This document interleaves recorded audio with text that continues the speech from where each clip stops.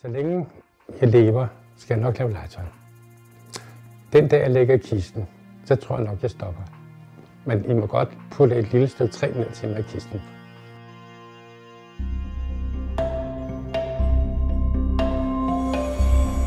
Jeg hedder Lars Jensen.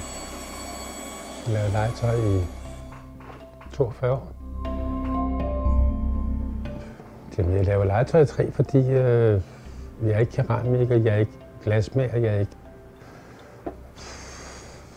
andre form for kunsthåndværk. Altså træ er for mig et nemt materiale at arbejde med, og man kan se, at det alle hobbymennesker i dag, de kan jo arbejde med træ, hvis det skal være, ikke? Men nu er jeg altså udviklet det til at kunne leve af det, selvom det måske tog 20 år før at kunne overleve på det.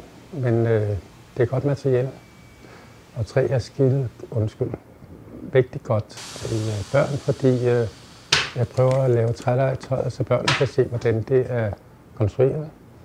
Det er ikke et plastikprodukt, som er smeltet sammen, som børnene ved ikke, hvordan det er fremstillet. Her kan de se skruerne, de kan se samlingerne, så derfor er det meget nemmere for børn at opfatte en ting, hvordan det er sat sammen.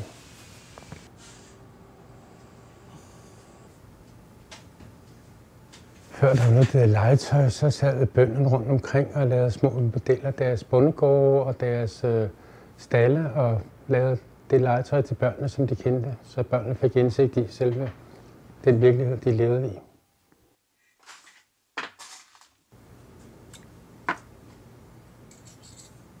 Jeg kan godt få idéinspiration fra andre og ting, der kan...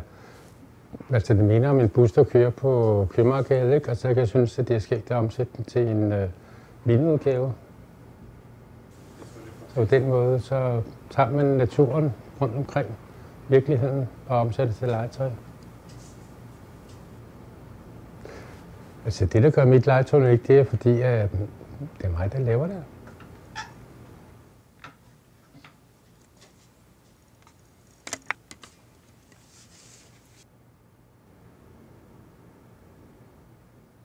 Jeg laver lidt pædagogisk legetøj, fordi pædagogisk legetøj er dårligt, men godt legetøj er pædagogisk. Jeg hedder Lars Jensen og laver legetøj i 42 år.